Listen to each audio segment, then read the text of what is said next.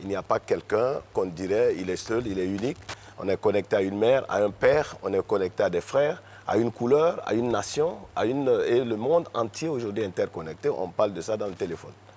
Alors le marketing des réseaux, c'est une science. C'est une science qui naît depuis les origines.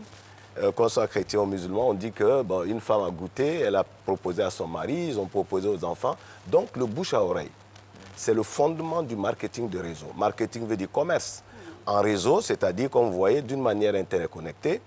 Et tous les hommes de la Terre pratiquent le réseau. C'est une science qui s'impose à l'humanité. Qui veut être riche aujourd'hui, il faut passer par un réseau.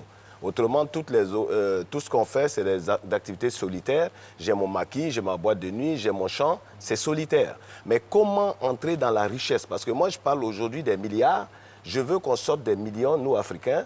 On parle aux États-Unis de 545 multimilliardaires en dollars. On en parle en Chine qui vient de s'ouvrir au capitalisme. Les Africains sont entrés encore, quand ils ont 10 millions, 100 millions, ils disent on est riche. On ne peut pas compétir avec le monde.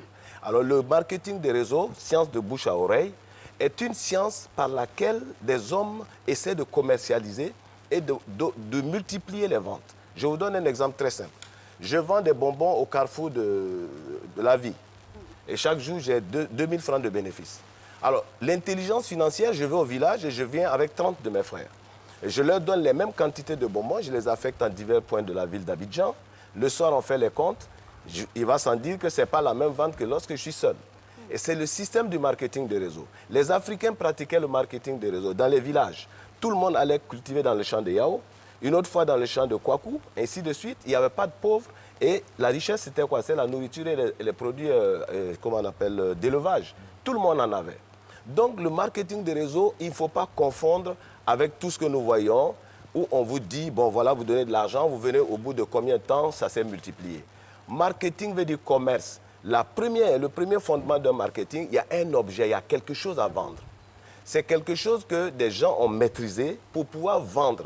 Et généralement, il s'agit d'un fabricant d'un produit, donc qui veut optimiser les ventes. Il maîtrise les ventes jusqu'à la fin, c'est-à-dire la production, la qualité, et comment faire pour que cette vente soit optimisée.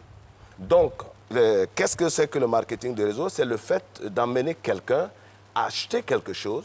C'est un produit, je ne sais pas moi, de consommation, de santé, etc., des soins. Il le teste, il le goûte, et lorsqu'il voit que c'est bien, il le recommande à d'autres. C'est le principe.